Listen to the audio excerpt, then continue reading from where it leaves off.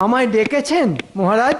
ডেকেছি বলেই তো নড়তে নড়তে এলে, না ডাকলে তো আর দেখাই পাওয়া যায় না। না মানে আমি তো আপনার শরীর খারাপের কোনো খবরই পাইনি মহারাজ।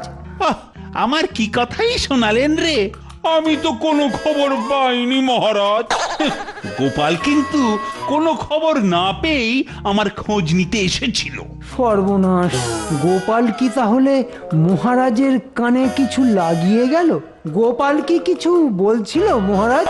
না, সে কিছু বলেনি, তবে তোমাকে কিছু কাজের কথা বলবো বলেই আমি ডেকে পাঠিয়েছি। তাই আমি যা যা বলবো সবকিছু মন দিয়ে শুনবে, আর সব কথা বলতে আমার কিছুটা সময় লাগবে, বুঝেছো? গেল রে, আমার সাথে ইলিশ খাওয়া বোধহয় আজকের মতো ঘুচে গেল। এখন সারাদিন